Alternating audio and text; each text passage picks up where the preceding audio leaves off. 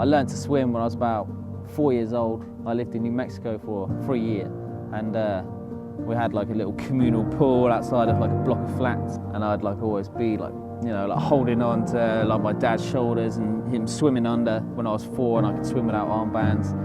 But I never was able to get, you know, deeper than a 2-meter swimming pool because of my ears, you know, because of the pressure.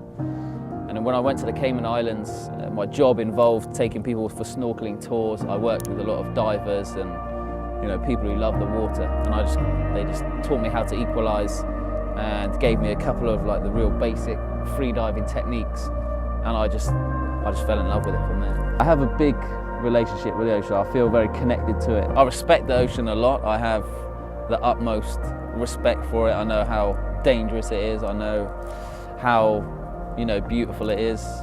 And I also feel like more than half the world is underwater, and if you never scuba dive or you never free dive, you'll never see, you know, what's under there, and you're missing out. When you free dive, you try and block everything else out. You can't think of your stresses at work, your pressures of general life. You just try and block it all out and focus on yourself and focus about, you know, slowing your heart rate down and becoming relaxed. And the more relaxed you are, the less you're thinking, the more time you have underwater. So I do worry occasionally if I go a bit deeper than I usually would, or I'm going into like really tight caves where I can barely squeeze through on my own. I get a bit nervous. And I also quite often bump into like big seals in pitch black caves, and that does freak me out quite a lot. 2-meter bull seals who are massive, and they come out of nowhere under the swim through, and I always like pause and like my heart like stops, and then I'm like, oh, it's just a rock. Try not to let fear like get into my head too much.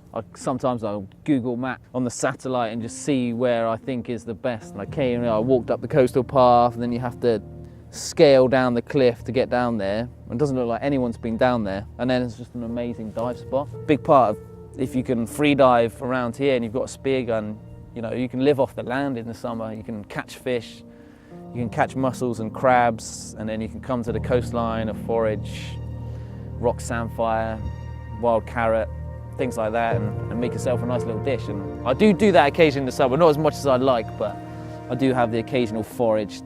Catching a fish is a massive bonus, you know, like if you see like a big shoal of sea bass and you come away with dinner for the next few nights, it's good. But sometimes I just leave the gun at home, and I don't want to carry a gun, and I don't want to be constricted. I like the feeling of just having nothing on me, just fins, and having my hands free.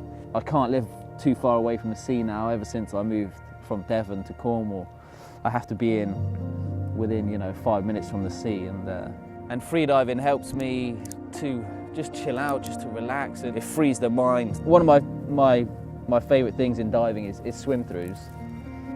A lot of the time you have to swim through, especially in England, in Cornwall, you swim through like pitch black, complete darkness, and then you'll see like some beautiful light on the other side. So you've always got to swim through, you know, a layer of pitch dark, quite scary black water to find the beauty on the other side. If someone doesn't dive or doesn't scuba dive, it's very hard to sort of explain the feeling you get. I have a friend who currently lives in the Cayman Islands called Mark Tilley, and he's a serious competition free diver who's pushing 260 feet deep and competing against the best in the world. You know, I look up to him massively, and it does inspire me, because I feel like, you know, if I put more time and effort into it, I could go a lot further and a lot deeper. I don't know, it helps me to relax. I really don't think of anything when I dive. It's about adventure as well. I like to think I'm quite adventurous, and free diving takes you to places that you wouldn't usually go, and a lot of crazy, dark, scary places, but also really nice, beautiful things that you wouldn't usually see if you were just, you know, swimming around or snorkeling. Just the feeling of free diving, just being on your own, underwater, connected with the ocean, with nature. I just love that feeling, and like I'll never ever get bored of just being in the ocean.